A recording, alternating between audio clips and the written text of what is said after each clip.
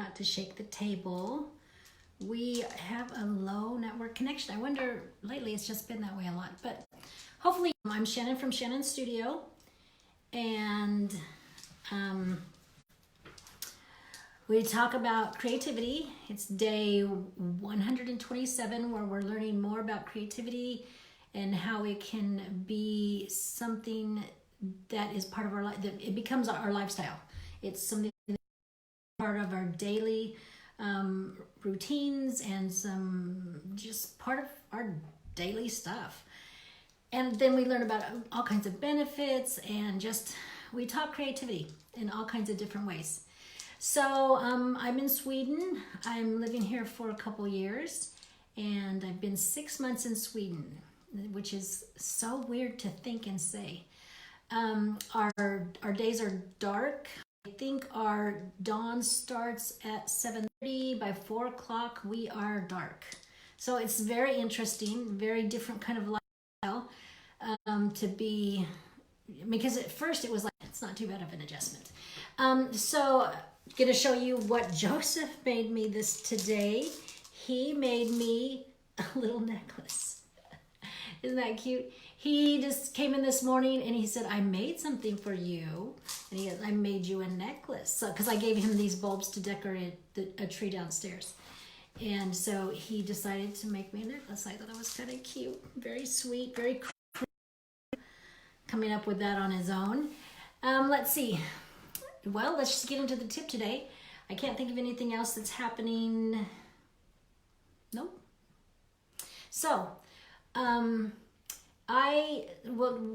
to lead in, I'll tell the story I have of me. This is a lot of times I would sit with magazines and I would just kind of flip through them, and all of a sudden I would realize that I'd stop flipping through and that I had taken a little chunk of time and just gone off in my own head, in my own mind, and started seeing just, it was all kinds of thoughts, but it was just, I was just like out there somewhere. And it's so interesting to me because it would happen often when I was looking through a magazine. And so that's what we're going to talk about tonight, daydreaming. And it's the value that it is. Hi, Trisha. Good seeing you. Hey, is that daydreaming. And it's not a waste of time. A lot of times, a lot of us grew up with the idea that daydreaming was a waste. It's like just dead time. It was useless. And that it's valuable for us in a lot of ways. I kind of call it, when I'm daydreaming, like my non-edit time. I don't edit what I'm thinking per se. I just let it go and just let my mind go where it would like to go. And now just to start off, there's different kinds of daydreaming. Hi, Erica. Different kinds of daydreaming. There's what's called a positive constructive daydreaming. So that's where you let your mind go, but not like jelly brain. It's not like you go off. It's still somewhat controlled. Versus one of the authors said, poor attention and anxious and obsessive fantasies. You know what I'm talking about. You know the difference where we're just like obsessed and anxious, and there's no productivity that comes out of that. It's just like this black hole that we go down to. So it's not that kind of daydreaming we're talking about. We're talking about a positive daydreaming where our bodies are relaxed, but our minds are not. We don't predetermine what we're going to think about. So let's see. Scott Kaufman says, the thoughts and images that arise when our attention shifts away from the external environment and toward our private mental canvas of memories, fantasies, and interior monologues. That's what he's saying. Daydream, shift away from what's happening outside of us, and we go inward. We go inward to our own experiences, what's going on and what can go on here.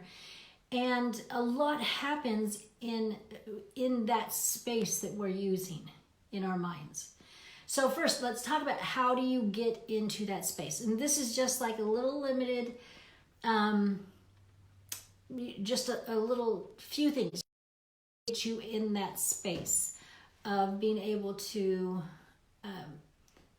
be to be daydreaming. So it requires what I call autopilot activities. It's the things that you do that you can do without thought. So for instance, dishes, laundry, cleaning. Cleaning is a great way because wiping down the covers, doing the dishes, these are just automatic things. You don't need a certain system in your brain to tell you, okay, pick up the plate and, scrub the plate and now rinse it off. You already know how to do that. Tricia says, daydream, personal break. Ooh, I like that. Yes, it can. And there's some personal benefits from it too, where it's really some personal work within us, which I'll get to in just a minute. But okay, so autopilot activities, dishes, showering. That's why a lot of times we get ideas and things in the shower because we've let go of certain things. Doodling, walking, waiting when we have to wait for things, and those kind of autopilot activities where we're physically doing things, but our mind doesn't have to be physically with us to do them. So then also you have to have the right time. It's not supposed to be when you are focusing. And I think that's where it got the bad rap was, kids would daydream when they were supposed to be doing math or, to kind of use it as an escape from what they didn't want to focus on. And so then we grew up with this idea that daydreaming was bad because it was an so you have to pick the right time. And maybe when, like for Erica, maybe when all her kids were her, that is probably not mowing the lawn in the physical activity kind of just, yeah, and you're the lawnmower in your family, Tricia. And also another tip is to have no screens. One of the authors that I've read today said that screens are basically stealing our downtime. And that is so true because we are not, I am, just because I'm an older generation. The younger generation, it's almost like they can't just put it away and sit there and be in their own thoughts. And in fact, I was reading about how kids don't know how to, I was listening to a TED Talk about a gal that did a something challenge. I forget what it's called. And anyways, they put away their screens and they were so interested. Well, I'm combining two things that I read today. They put away all their screens and they were so surprised at what happened with them. And then the other thing I read about was kids who put away screens, they weren't used to the feelings that came up when they didn't have screen time.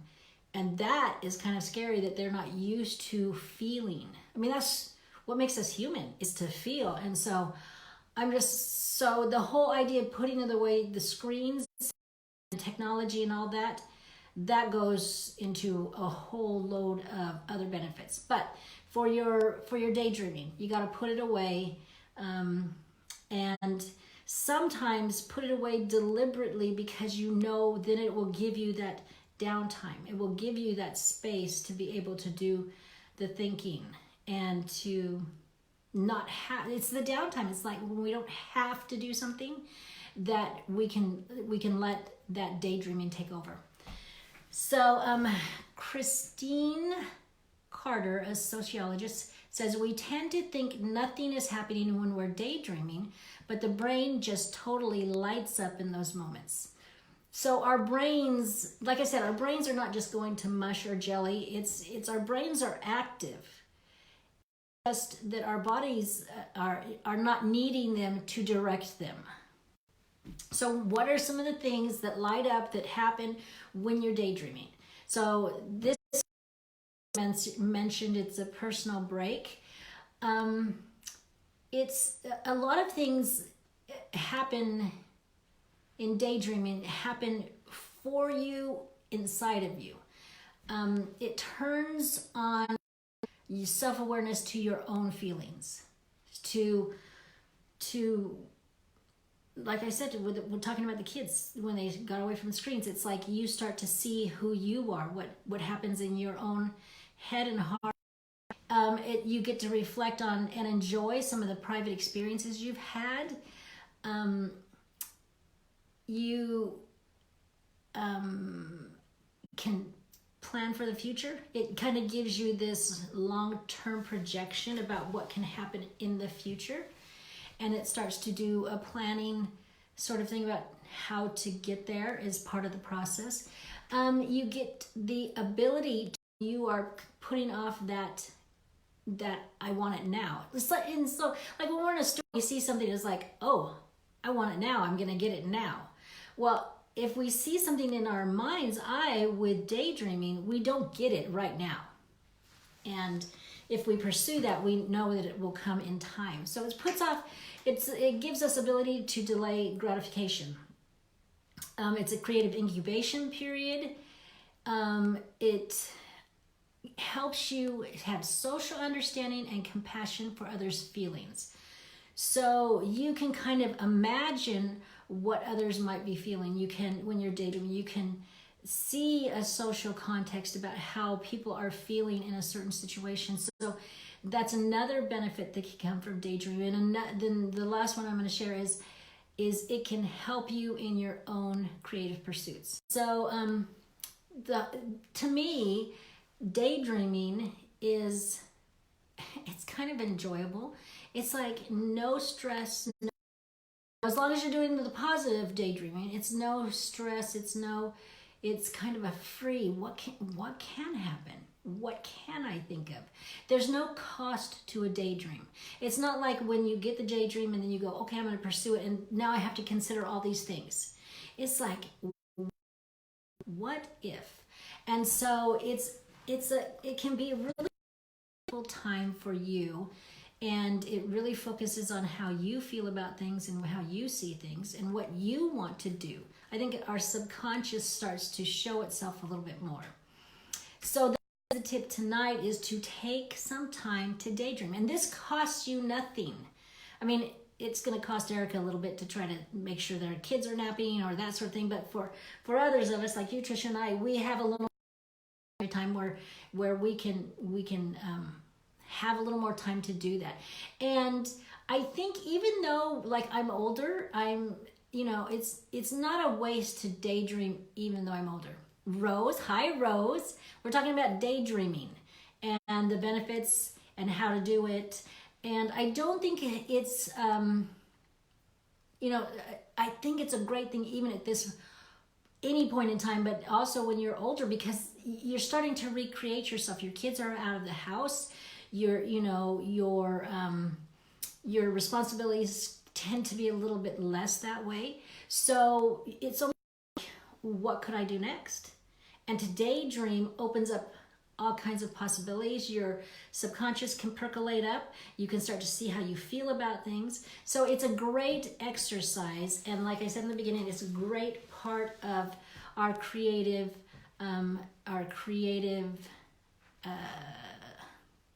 toolkit. Tricia says, you don't look too much older than me. Thank you, Tricia. That's why one of the reasons you're my friend. You're so nice to me.